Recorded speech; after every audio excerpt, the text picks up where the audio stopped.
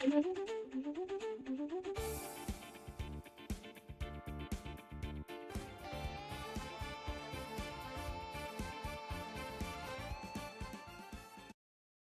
lot of our education is beating this out of us. That don't think you're so special. You're not the center of the world. You're just another person. Don't think too much of yourself. But in a way, I am the center of the world, Pracheta. Somebody said the universe is not made of atoms. It's made of stories. I find it's arrogant of me to assume that life is better than death. A long life is better than a short life. Life is difficult. And neurosis is the denial of necessary suffering. Do we really live in parallel universes all the time? I'm spiritual and I'm materialistic. I'm playful and I'm serious. I'm deeply wise and I'm the most common fool. I'm the most naive, silly, stupid fellow. Right? And I'm all of that at once. We all are really good at telling stories, isn't it? Like our ideas of ourselves, the world around. And oftentimes, these stories shape our own current experience. What I've observed, the stories we tell ourselves are often more painful than the real experience or event. So, in a way, we are creating suffering without knowing it. Can we really tell a different story and, be more at ease? Is it really that simple? It is. It is literally that simple. The quality of our lives is the quality of the stories we are telling. You're telling disastrous stories, you're going to have a disastrous experience. Negative stories, negative experience. Positive story, positive experience. Miraculous story, life becomes miraculous. And then go one step beyond that and realize it's all a story. So who are you without the stories? So similar to what you're saying, this was a realization for me as well, that reality is always kinder than the stories we tell. That's a very profound one to remember. And it, for me, kind of reminded me of the Dundee March, right? Like you see that image of Yes. like, I'm not Gandhi. I realized there's some serious human rights violation that I'm doing to myself. I think we're all a little mad in our own ways. And I think it's the madness we need to embrace. 5 years down the line, I am going to be telling a story to my friend or to my child about how I did something now. How do I want that story to be told? And stepping back is not always stepping away. You have to step back and be for yourself before you can be of any good for the rest of the world. Yeah, Absolutely. totally. I live by that. What was interesting was democracy had to evolve or has to evolve into a better form through a democratic process. I'm constantly trying to find meaning for who I am, why the world is, why are we here, um, and what is my purpose. If you look at women friendships, especially, with another women or with another men, they have been so underrated. And I always wonder why. Adopting was not an act of sacrifice. Adopting was a very selfish act of wanting to become a mom. Doing whatever makes your heart sing is an is a political act, and personal is political. As a male, how difficult it was to fight the patriarchy in my thinking and actions. I know how difficult it is. Can science and scientific temper survive in a deeply religious society? And if yes, then what will be the method? Do not believe what's been told to you. You question, you question, you question. It's not an easy path because the path is not trodden for you. I think a generation failed the common man. Human beings evolved over a period of time, and we created God. While giving definition of scientific temper, Nehru says that it is ability to reject your previous notion in the light of new evidence. And right from Buddha to Nanak, or even in Vedas, or in all the texts that one reads, there are strong streams of not only questioning, but brotherhood also. I do not have any problem with technology. But once the knowledge has been generated by scientific community, then the politics and economics, as you pointed out, takes over. We need to make a difference between what is history and what is heritage. Google has ruined knowledge because they prioritize frequency over quality. You're a total beginner on the journey. You don't even want to start the journey. Then I would say just breathing is the best. Simple thing like just sit down and hum. Deep belly humming, triggers the parasympathetic nervous system. Another thing that is taking the self-help industry by storm is all these affirmations and manifestations and whatnot, right? Like, what's your take on it? I tell people it's like the kindergarten of spirituality. You are a minuscule speck on a minuscule speck of a planet, on a minuscule speck of a star. Circling around a minuscule speck of a star, which exists in a minuscule speck of a galaxy. See your size, and you think you will control that to get what you want. So it's just massive ego in the wrong direction. The whole Kundalini epidemic. Everybody has a Kundalini rising. It's just ridiculous. For the Kundalini to rise, you have to have a root chakra. Today, everybody's root chakra is pretty much non-existent. I think when you stop caring about what people will think of you, then you're just resting in your own being. And then it's so much easier to get into the flow. Manifesting things has nothing to do with abundance. Actually, the people who manifest are usually coming from a space of lack. I think we've all thought our mothers were stupid at some point in time. Don't make that mistake. And the truth is, we are all fake. I used to think that I'm this very honest, open person. And then I started seeing how I was being fake to be kind. Is there a non-negotiable value for you? It's consideration. Whether it is weighing scale or numbers, they were all created by humans to make everyday life easy. And in the process of making everything so easy, we have become this overstimulated, decision fatigue zombies many a time. We don't call it the horse race, we call it the rat race. Because that's the level subconsciously even we think we are living at. Whatever it is you're doing, just stick with it. Stick with it for a decade. No, I'm not talking about 2 months, 3 months. If you intend to be on the spiritual pathway, this is a pathway that takes lifetimes. But we overestimate what we can achieve in a year and we grossly underestimate what we can achieve in 20. In India, we have a very pinpointed Vedic words, Ano Vadra Krato Yantu Vishwata. Let the noble thoughts come from everywhere. So we can say the mantra of our family, we can adopt good ideas from everywhere. Either I was lucky or either India is a great place to live, but good people are neither recognized or nor marked by the common mass. You're right. Good deeds and, selfless giving really makes the world go around, isn't it? Everyone wanted to meet him. Everyone wanted to chat with him. Everyone had a question for him. We had a clerics in our family. We had administrative officers in our family. They were all like, he was like a magnet for all of them.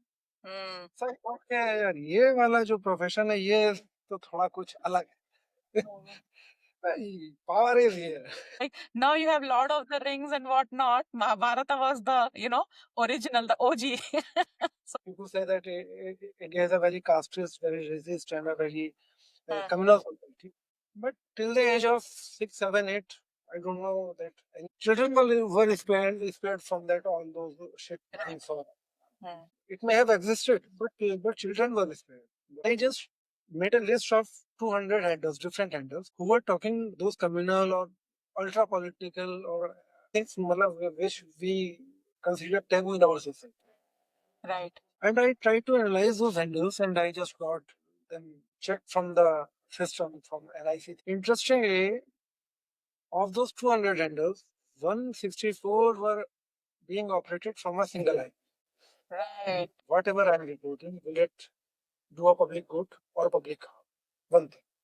Second thing, the hurry or the tezi जो मैं दिखा रहा हूँ, will it benefit me as a journalist, or will it harm the society or the entire nation or humanity?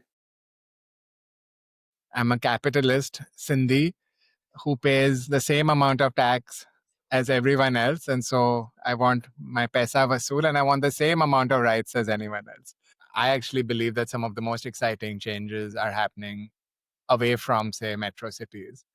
In smaller cities, data is very useful, but people's hearts don't change because of data. Maybe they're convinced in their minds. Change happens when a queer performer and their parent comes and addresses our leaders. And then after this amazing performance, the parent stands up and says, let me tell you about what it means to embrace your queer child. Now, I want all of you to go back home and hug your children. We have to create Vikasit Bharat. It has to be inclusive, because for whom are we creating it, right? We have to create it for everyone. I feel it's so unfair ki no one justifies why straight men or straight able-bodied men, but for anyone else you seem to justify. If you're hiring a woman or PWD or LGBTQ, or you have to justify. Yeah. But for straight able-bodied men, it seems you don't have to justify anything. I mean, there's so many hilarious stories of innovation teams of 9 men trying to create a better sanitary napkin. I mean, how stupid is that? I'm not a Tyagi kind of person. I enjoy life. I love aesthetics. I love beauty. Yeah, I mean, I think what a blessing to be part of a living, breathing artisanal economy. I mean, I have to spend my money. I mean, I would, why wouldn't you spend it on Jamdari or Kalamkari or, Of course. instead of on Zara or on whatever, right? I don't think I'm into spirituality. I think spirituality is coming into me. You meet in the middle somewhere. We meet in the middle. Do I like the volume? Yeah. Do I like that sacred game? Maybe gayness hai. Isme bhi gayness hai. Usme bhi gayness. Mirzapur mein bhi aata. It's better that it's everywhere than it's nowhere. Yeah. Is it good? No, lots of it is cringe. And it's cringe because it's straight people imagining queerness. I want to see a range of possibilities, including, I want to see boring queer people, right? I want to see boring persons with disabilities. I don't want PWD stories to be about the disability. Whatever you're doing, maybe you want to buy a pencil, you can buy a pencil that is then replantable into seeds. I'm just saying, whatever you're doing, each act of yours can make a difference. So if you can just be more thoughtful and more intentional in how you live your life and use your power, then if all of us do this, it's called Jugaad resistance, and that's how we change the world. If you meet the Buddha on the way, kill him, because he can be in the way if you project everything onto the Buddha. And sometimes the Buddhist teachings can be wonderful at certain parts of your life, and other times you need something else. My experience is if you're really willing to let go and to wake up, if that's the most important thing, then you will listen to good advice. And ultimately, you will find the kind of guides you need. But your discernment will always be tested in a way. We can't pretend that everything in the world is wonderful. Sometimes when you look at the astrology of the world, you can see, yeah, but that's what's happening right now, eh? So it is as it is. And this isn't the easiest planet to be on. There's a heavy vibration on planet Earth. I was sucked out the top of my head, flying through the cosmos.